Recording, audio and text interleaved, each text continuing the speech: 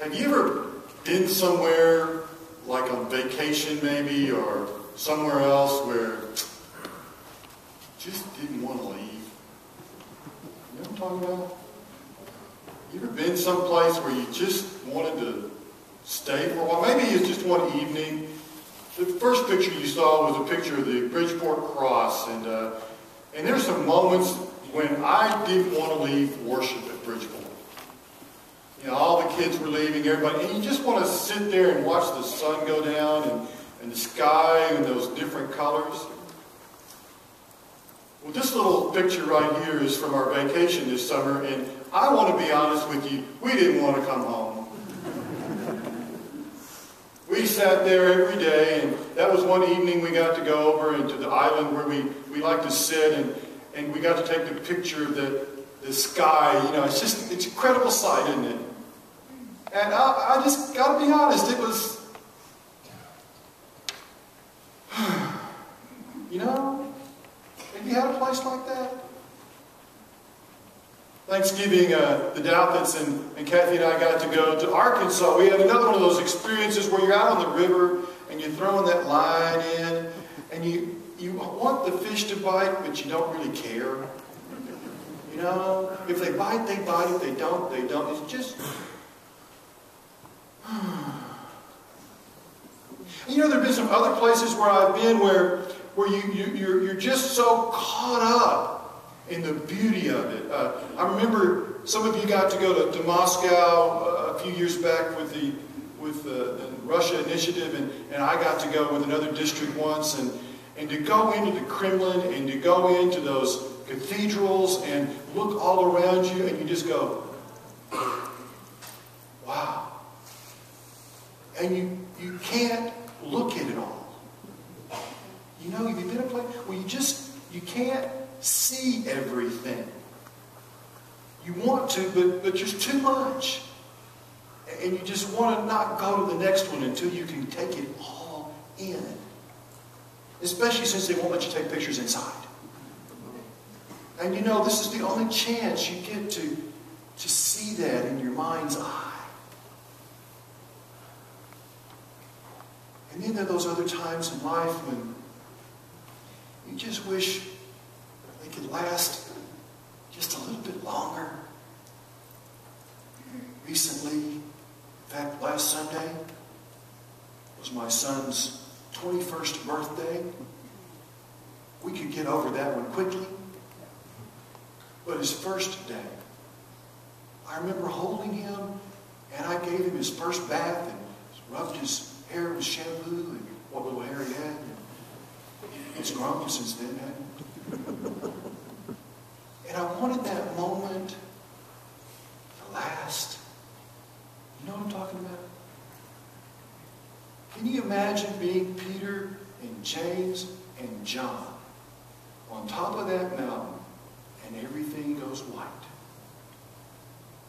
You know the books that have come out with those near-death experiences, the one about the little boy and the one about the pastor, and all those books where they see the light and they feel the warmth of God and they know that heaven, what it really looks like.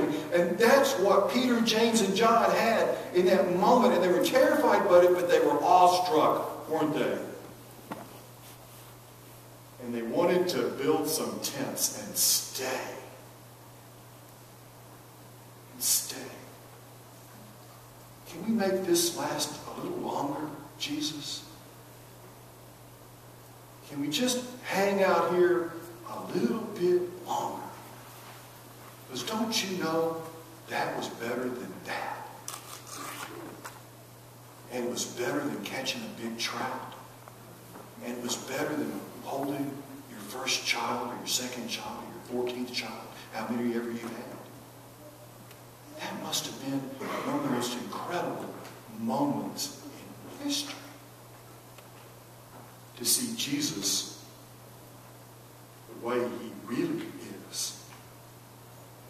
Wow.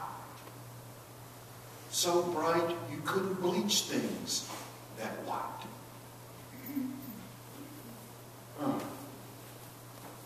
But Jesus, have after they hear his father say, "This is my beloved son, with whom I'm well pleased, do what he tells you to do." And then all of a sudden it's all gone, and the moment's gone, and you're on the plane coming home, and the seats aren't far enough apart, and all that kind of stuff, and you finally get to be with the right driver at the airport, and everything's finally okay, right?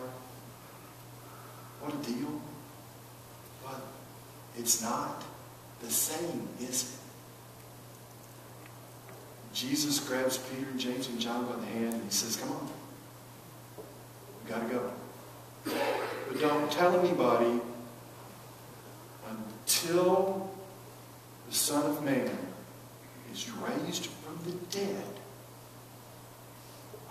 What? Until the Son of Man is raised from the dead. Don't you know that was ominous? After seeing what they've seen, after seeing who Jesus really is, to realize Jesus is going down the hill, and he says to them, "Don't talk about this until the Son of Man is raised from the dead, until I die and come back." And he's already talked to them about this. Don't you know that's ominous?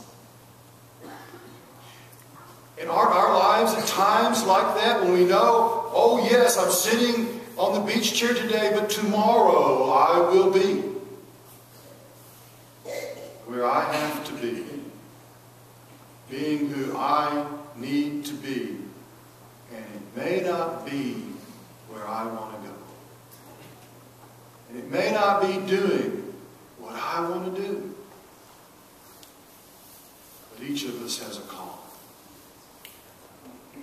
Each of us has a place to be in this world and a thing to do in this world. And how we do it with the people we're given to do it with makes a huge difference, because the story continues on. Jesus gets down the mountain. He goes up to the rest of the disciples. They're trying to heal this boy with epilepsy, and they can't do it. And everybody's saying, "Well, you're not anywhere near as good as your master." And they went, "Yeah, that's right." Jesus goes and says, "What's the deal?" And they tell him. And then the Father comes up to him and he says, "If you can, will you heal my son?" And Jesus says, "If?" You use the word "if" with me? What do you mean, if you can? Have faith, and it will be done. And the Father looks at him and he says the words that I've said so many times in my life. "I believe, help my unbelief." Do you hear that? I believe, help my unbelief. I find myself in these stories where I don't want to come down off the mountain. And I certainly find myself wanting to believe, but saying "if" way too many times. I find myself wanting Jesus to be okay and wanting me to be okay when Jesus says, "No, if you really love, you're not always going to be okay."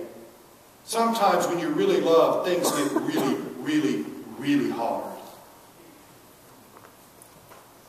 And so we come towards Lent. If you've not noticed, we've had two banners up, right? One on each side. These are new banners every year. For those of you who come on Ash Wednesday, you know what those are for, right? But those who don't come on Ash Wednesday, shame on you. I'm sorry, I just said that. For those of you who don't come on Ash Wednesday, we're going to paint the rest of the banner on Wednesday night.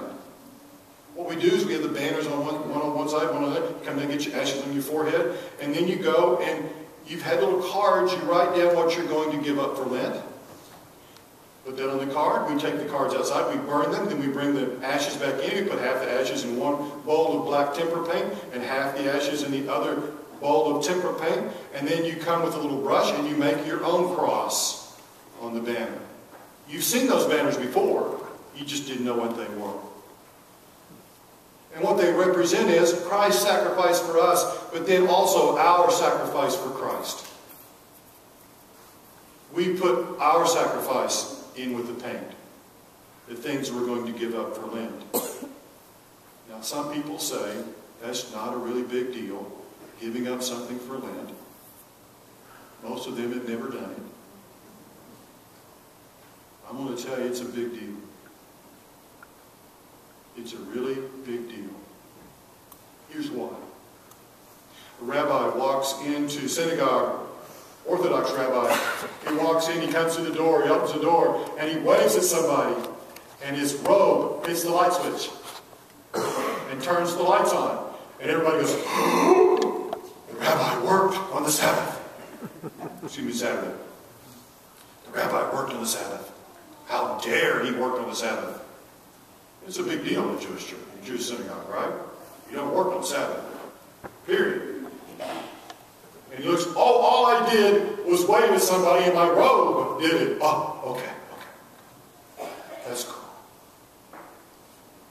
And the rabbi says, as he tells his story, the point was not to condemn me for working on the Sabbath, but every time I think about working on the Sabbath, I have to think about God. And every time I make the mistake of actually flipping the light switch, I go, oh, and I think about God. Why do we give up things for Lent? One is to practice sacrifice. Because we're all going to have to at some point in our life, so might as well get some practice in, right? The other one is you will blow it. You will. And when you do, you'll go, oh, I'm so sorry, God. Wow, the sacrifice just caused you to pray. Come on, think about it. Didn't it? Your sacrifice that you blew just caused you to pray. That's a good thing. Now, don't go out saying, I can't wait till I blow this so I can pray.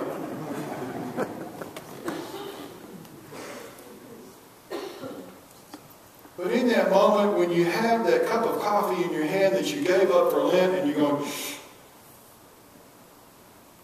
oh, that's $2.10, 11 cents, I think it is. Isn't that what Starbucks medium coffee is?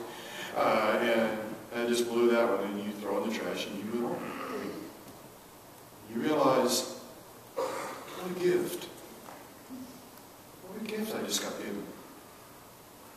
I just went into prayer mode because of my sacrifice for Lent.